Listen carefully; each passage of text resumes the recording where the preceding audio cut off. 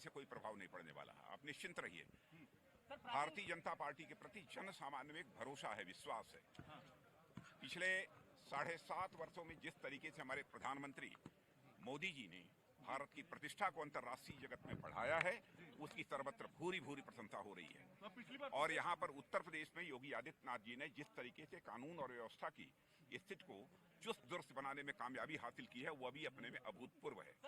यदि हम उत्तर प्रदेश का विकास करना चाहते हैं तो उसकी पहली शर्त है विकास की कि कानून और व्यवस्था की स्थिति बेहतर होनी चाहिए।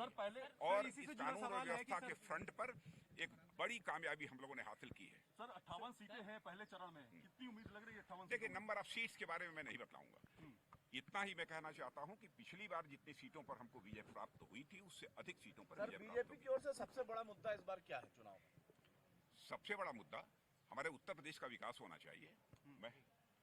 मैं तो प्रदेश की जनता से यह कहूंगा कि हर बार जब भी चुनाव का समय आता है अपने फैसले देते हैं, लेकिन इस बार उत्तर प्रदेश का भाग्य उत्तर प्रदेश की जनता को लिखना है। पश्चिमी उत्तर प्रदेश के जो किसान हैं, जो जाट नेता किसान हैं, वो सब आपकी तरफ अब आ गए होंगे कल की मीटिंग के बाद। अब इसका आकलन आप लोग कर सकते हैं, अब उसका आकलन मैं नहीं करूंगा, लेकिन मैं कह सकता हूं कि इस उत्तर प्रदेश का किसान हमसे दूर नहीं है। मैं भी गांव का रहने वाला हूं, मैं भी किसान का बेटा हूं।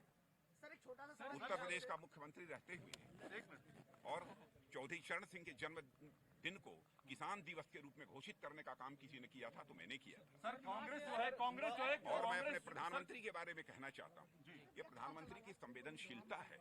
जब उन्होंने देखा कि जो भी कृषि संबंधित तीनों कानून बने हैं उस पर एक आम सहमति नहीं बन पा रही है, उन्होंने चटपट सारे अपने फैसले को वापस ले लिया।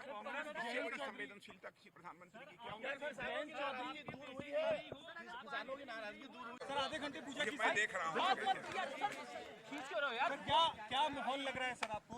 जयंत चौधरी अपने प्रस्ताव किसानों की वो बात कर रहे हैं। मैं किसी व्यक्ति विशेष के बारे में बात नहीं करना चाहता हूँ। इतना ही कहूँगा, भारतीय जनता पार्टी और भारतीय जनता पार्टी का अलायंस इस बार उतनी सीटें प्राप्त करने जा रहा है जिसकी कि हम कल्पना भी नहीं कर सकते। यानी पिछली बार 2017 के चुनाव में जितनी सीटें हमको प्राप्त हुई थी उससे अधिक सीटें इस बार भारतीय जनता पार्टी और उसके गठबंधन को प्राप्त हो। सर लेकिन रोजगार की बात कर रहे हैं, समाजवादी पार्टी के नेता कह रहे हैं कि रोजगार नहीं मिला। मैं समाजवादी पार्टी के लोगों से पूछना चाहता हूँ उनके समय रोजगार के कितने अवसर सृजित हुए थे। मैं दावे के साथ कह सकता हूँ कि यहाँ पर 2017 में भारतीय जनता पार्टी की सरकार बनने के बाद कोई तुलना कर ले, आज तक के इतिहास में इतने रोजगार के अवसर सृजित नहीं हुए हैं जितने की हमारी 2017 में योगी जी के नेतृत्व में सरकार आने के बाद रोजगार के अवसर